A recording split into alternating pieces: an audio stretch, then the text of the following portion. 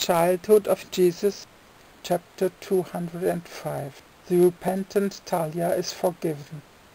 Only after a while did Tullia recover from the shock which these words had given her, whereupon she began to weep bitterly, and said, "O Lord, why did I one day receive sight in this house? Why did I become the wife of Cyrenius? So I now in my supposed good fortune must suffer so much. Why did you awaken her who was dead?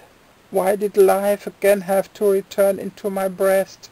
Was I then born for torment, and why must I be the one while thousands live peacefully and happily, and hardly know anything about the tear which anguish presses from the eye?" Hereupon Mary, stirred by compassion, consoled Tullia with the following words: "Tullia, you must not contend with the Lord, your and my God. You see, it has ever been the way of the Lord that he subjects the very ones whom he loves to quite strong trials. Recognize this in your heart, and he will quickly forget his threat, and will receive you anew into his grace. For quite often indeed has he threatened the doers of evil, and has had their destruction declared to them for the following day by the prophets, and designated the spot where the dogs should lick up their blood. But if the evildoer repented, he promptly spoke to the prophet, 'Do you not see that he does penance? Therefore I will not punish him either.' When Jonah was called to God to declare destruction to the Ninevites, who had become enmeshed in all manners of sins, he did not want to go there, for he said, 'Lord, I know that only very seldom do you let follow what the prophet must threaten. Hence I do not want to go there. So I, as a prophet, will not become to shame before the Ninevites, when you will surely have compassion with them again.' See, even this prophet placed a well-founded doubt on the angel of God. Now I would advise you, do what the Ninevites did, and you will again be received into grace." These words gave Tullia new courage, and she began to examine herself, and soon found a great many faults within herself, and admitted, "O Mary, only now do I realize, and it becomes clear to me why the Lord does thus chastise me. See, my heart is full of sins and full of impurity. Oh, how will I ever be able to cleanse it again? How then can I dare to love the Holy One in all holiness with the most impure heart?" And Mary replied, "That is just why you must love him in the repentant acknowledgment of your guilt. For only such love alone will cleanse your heart before him, the Holy One of all that is holy." When, late in the evening, the little child entered the house again with his James, he at once went to Mary and requested something to eat, and Mary promptly gave him some bread, butter, and honey. Thereupon he said, "I now see another food. Give me to eat of that too. See, it is Tullia's heart. Give it to me, since you have already prepared it for me."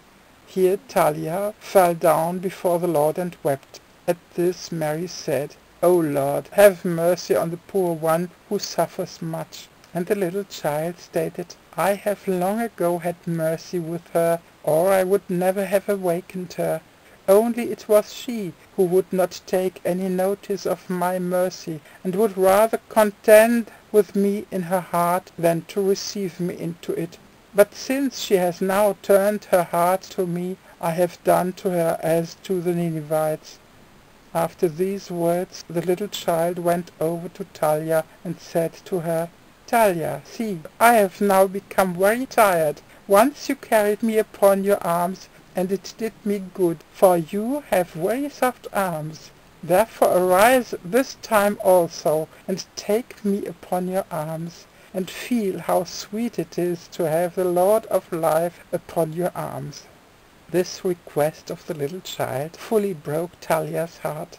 With her heart's greatest possible love she took the little child on her soft arms, and while weeping asked, "O Lord, how is it possible that you are now so gracious to me after your terrible threat?" And the little child answered, "Because you put the old Tullia, who was repugnant to me, away from you, and put on a new one, esteemed by me.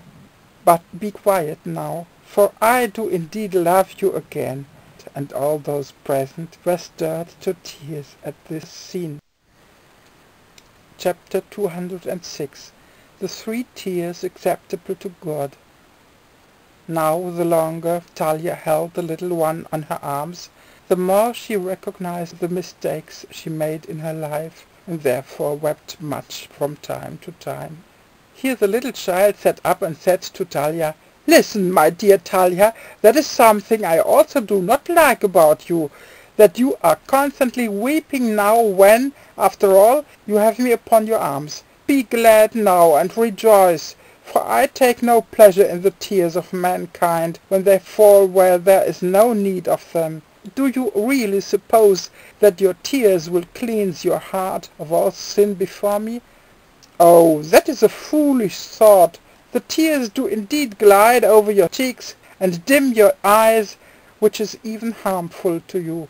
But the tears do not glide over the heart, and do not cleanse it either. Instead, they often cause it to become sealed up, and then neither anything good nor bad can enter into it. And behold, that also brings with it the death of the spirit which lives in the heart. For a sorrowful person is always an offending being, and as such is not receptive to anything. Only 3 tears have I laid into the eye of man, and these are the tear of joy, the tear of pity, and the tear of pain. These alone do I care to see. But the tear of sorrow, the tear of regret, and the tear of anger, which tears arise from false sympathy for oneself, are fruits of one's own fundamental ego, and have little value with me. For the tear of sorrow springs from an offended heart, and demands consolation. If this is not forthcoming, such an emotion is easily changed into secret anger, and finally into a feeling of revenge. The tear of regret is of similar origin, and only appears after a sin has been committed, if the sin has afterwards drawn a chastising lesson with it. And then it did not fall because of the sin, but only because of the chastisement, and therefore also because of the sin, since this brought the chastisement with it. This tear also does not make the heart better, for then man does not flee sin because he loves me, but because he fears punishment. And as concerns the tear of anger, it just is not worth my speaking one word about it, for it is a fountain from the pit of hell. Of course it is not this tear which now moistens your eye, but only the tear of remorse. So I say to you, for you dry this tear from your eyes also, for you can see that it does not please me." Here Tullia wiped her eyes dry and said, "O Lord, how infinitely wise and good you are! Oh, how happy and glad I could be if I were no sinner! But while in Rome I worshipped an idol at the word of the emperor, and this continued to torment me in my heart." And the little child replied, "I already forgave you that long before you did it, but you were jealous of the love which Cyrenius had for me, and that was a gross sin. I have now forgiven you everything, and you have no more sin because you love me again. So be glad and full of good cheer." At this Tullia and the others again were full of good cheer, whereupon they all went to the evening meal.